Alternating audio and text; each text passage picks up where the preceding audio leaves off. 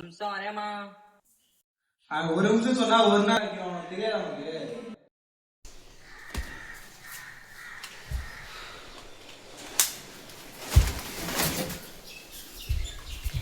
வெறும் போன் இல்ல, இதுலதான் என் வேலை இருக்கு, இதுலதான் என் ஃப்ரெண்ட்ஸ் இருக்காங்க, இதுதான் என் பெண்ணா. அந்த வாழ்க்கையில நாமளும் இருக்கோமாப்பா?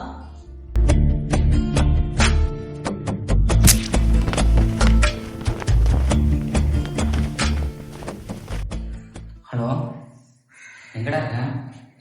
சரி, நான் கிளம்பிருக்கேன், வெளியே வெளில போயிட்டு வருவோம். சரி.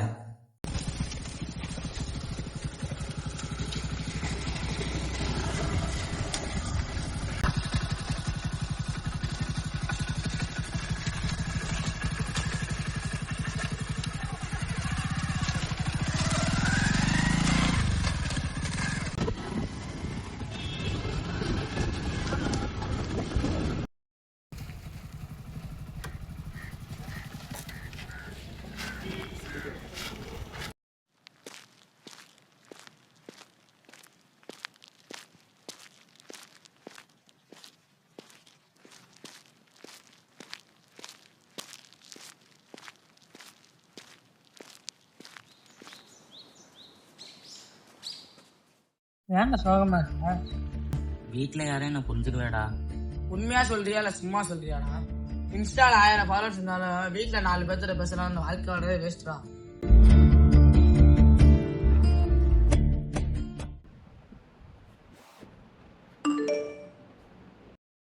இந்த வீட்டுல வைஃபை கனெக்ஷன் கிடைக்குதாப்பா?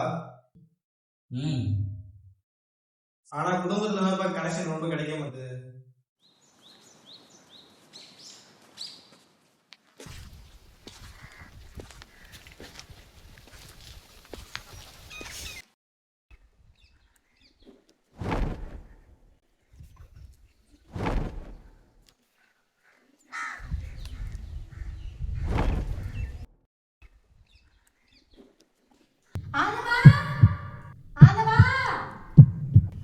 ஹலோ, நூத்தியடா.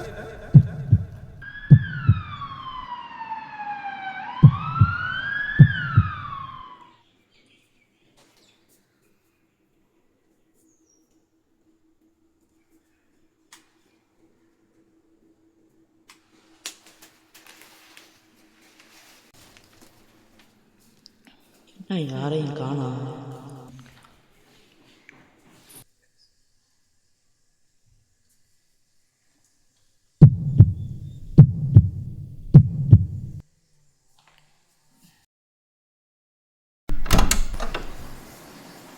என்னாச்சு டாக்டர்? அதெல்லாம் ஒண்ணும் இல்லப்பா, நல்லாதாப்பா இருக்காங்க. சாயங்காலம் கூட்டி வரலாம்ப்பா. சரிங்க டாக்டர். ஒரே விஷயம் மட்டும்ப்பா, சந்தோஷமா அவங்கள்ட்ட விசாரியே உடம்பு சரியாயிருக்கும். சரிங்க.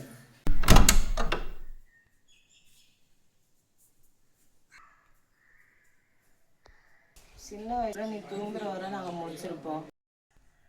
ஆனா இப்ப கூப்பிட்டா கூட காதுல வாங்க மாட்டேறேன்.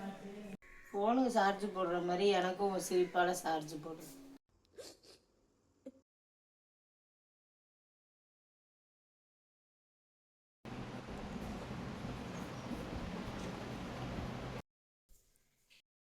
எல்லாரும் போன கூடையில போடுங்கப்பா. அது கூடயே இருக்கா?